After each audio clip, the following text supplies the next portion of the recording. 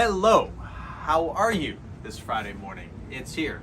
We've been talking about this bitter blast for days and days, and it's arriving right now. We'll start out with a kind of a wide look at North America, the northern part of North America. And this air came over from Siberia directly over the pole and is now coming over Hudson and James Bay and making a beeline for us. Got a town here of Moosonee, Canada. It's up on the Moose River, which flows into James Bay. It actually kind of flows north into James Bay. This little notch, let me show you. That's Hudson Bay. This little notch is James Bay right in there. And there's the tiny little town of Moosonee. There's like a population of like 1,500.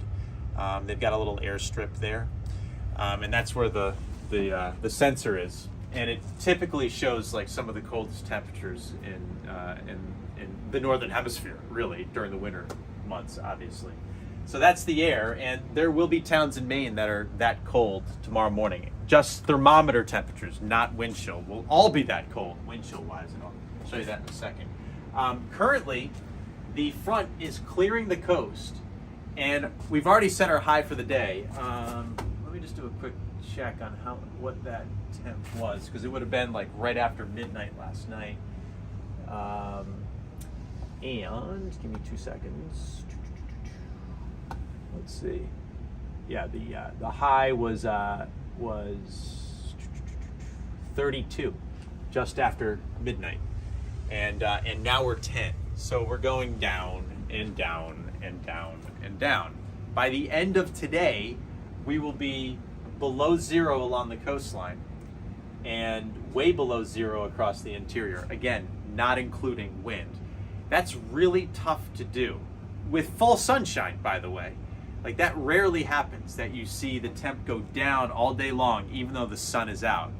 But the sun angle is lower this time of the year, and this air mass, the stuff coming down from Moosonee, is so intense that it's able to overcome the direct sunshine, the weak sunshine that we get this time of the year. Lows tomorrow morning. These are the forecasted lows for tomorrow morning. What you would see on a thermometer.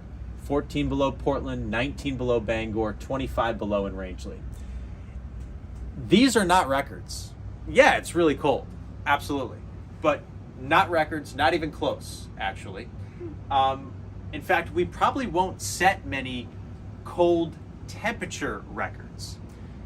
We get numbers like these almost every winter. Last winter it got down to 17 below twice in Bangor, and I think it was 7 or 9 below in Portland. So are these colder than those? Yes, but this is not uncommon. You've experienced air temperatures like that countless times in your lifetime. What you haven't experienced countless times in your lifetime is the wind chill. And that's the difference between those air masses and this one. This one has wind with it. So it's a totally different animal of cold. Apples and oranges. I can't tell you how many emails and comments I've received this week saying, come on, Todd, it's Maine. It gets cold in the winter. And normally I agree with that, 100%.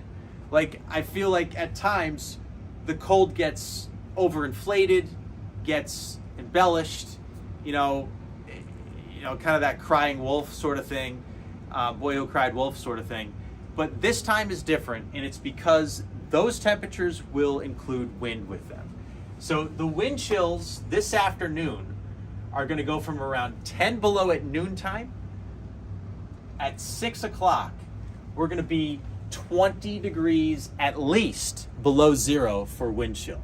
That's wind chill. That's what it'll feel like on your skin. By tomorrow morning let's go at 6 o'clock in the morning, at daybreak, 40 below along the coastline, 55-ish below up in the mountains. Like, that's insane stuff. And, I think I can confidently say that those feels like temperatures you probably haven't experienced in your lifetime. Or if you have, this is going to rival it. So that's what we're dealing with. Extreme cold. Being outdoors for an extended time it's not healthy. It's unhealthy for humans and for animals. Don't forget about the animals too. Like I would even do, like if I had a puppy or a dog that isn't trained well, you know, one that kind of every once in a while takes off through the neighborhood, I wouldn't let the dog out solo. I would leash it and I would walk the dog out and put up with the 5 minutes of pain, 10 minutes of pain until the dog does its business. And then, you know, you got your dog on your leash and bring him back inside. Because you don't want your dog running away in weather like this. Which is also why I have a cat. And the cat's an indoor cat. Because I don't want to have to deal and worry about things like that. So, Aries will be safe all weekend long. That's the name of my cat. What else can I show you here? The good news is this is like a really quick hitting cold outbreak. It's 36 to 48 hours. Tomorrow afternoon, I'll roll the wind chills out a little bit here. Tomorrow afternoon, let's go to like 4. You know, wind chills are 10 below. That's what they are right now. That's doable. You know, you get that a lot in Maine in the wintertime. So it's really tonight, beginning at sundown, and then all through the night, and then through about noon tomorrow, where we're getting those extreme cold temperatures where it's unsafe, you know, to be outside for a lengthy period of time. And more good news, like these temperatures, they retreat real fast, and replacing it, mild stuff for the next week to 10 days, right on to, oops, sorry. Julie just stepped. Julie's behind the camera right now. You can't see her, obviously, but she just stepped on my foot. But it was my fault because my foot was in your way. I was being a little too casual on this Friday. But this is gonna feel good. And you know, above average this time of the year is like 35 or like 38, 40 degrees. But 35, 38, 40 degrees after what we're about to go through is gonna feel like 50. It's gonna feel amazing.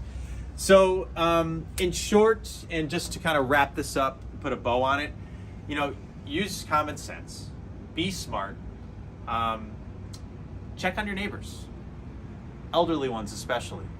Trying to think of any other little tidbits that I picked up along the way. Oh, someone, you know, there's been a lot of heat pump talk with this cold weather outbreak because they're becoming more and more popular for, you know, obviously the air conditioning in the summertime, but the heat too in the wintertime.